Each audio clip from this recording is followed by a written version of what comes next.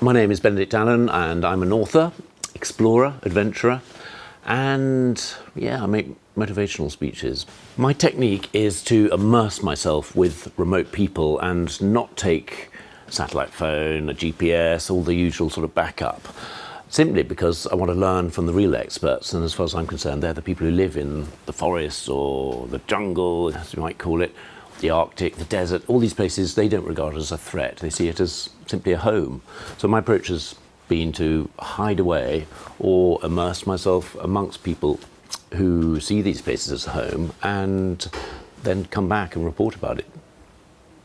Because I disappear for long periods of time, maybe 6 months, 9 months, while I'm trying to learn from people who live in places like the rainforest, it's very difficult to digest all that I've learned. And so I come back and come to a place like the London Library in order to process those thoughts and also to share those thoughts, because that's part of my job. If you're an explorer, there's no good just going off and finding out things. You've got to report back.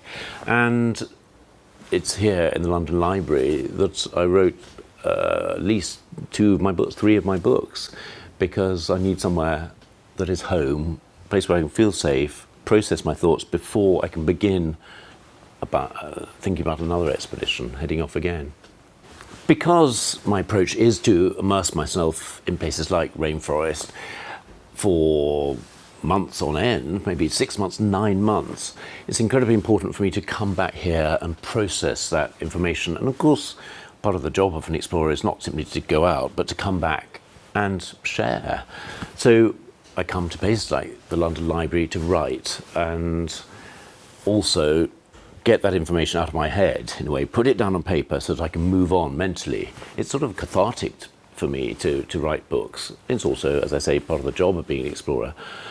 But it's so brilliant to come to a place that you can call home, and the London Library became that for me, because here I was with people who weren't explorers quite like me, but they were in another sense explorers. They were historians, poets, people of all sorts of disciplines, and they all came here with one purpose, which was to capture elements of the world, put those elements in a neat form, a beautiful form, into a book form. And it was lovely coming together with my own kind, because in the end I wasn't a New Guinean or an Amazonian. I was a Londoner, someone from Britain, someone from Europe, and here, the London Library, this became my home.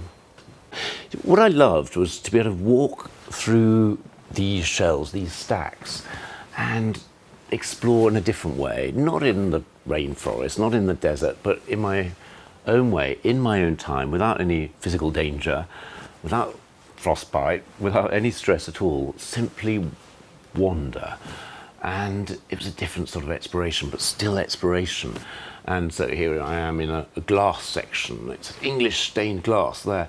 And there's this beautiful serendipity of coming across something quite unexpectedly. You might have come here to look at stained glass, but here's a book on the early stained glass of Canterbury Cathedral. Who would have thought that would be here? So you might suddenly learn something about Canterbury that you never knew. I loved that. And it is, of course, a different sort of exploration, and I could see other people making their own discoveries here as well. So it wasn't just all about me and my own excitement. I'd see other people who were exploring, other people who were investigating, discovering, and that was incredibly energizing, really, and exciting.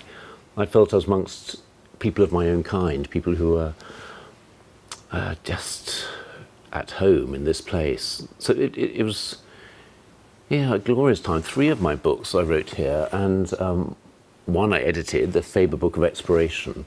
I remember treasuring various sections of the library and never quite knowing what the next day would bring, what book I would discover. That's such a wonderful thing for any author. What I'd love is to share this secret in a way, because it is a secret. There's a whole bunch of people who jealously guard their membership in a way because they love it so much. No one wants this to be spoiled. No one wants it to be changed too much. But it is a treasure, and in the end, it'd be lovely if more people shared in this treasure and got to know the glory of a library that is so accessible, so many different worlds here in 1 or 2 or 3 rooms, and right in the heart of London. It's absolutely amazing. Nowhere quite like this in the world.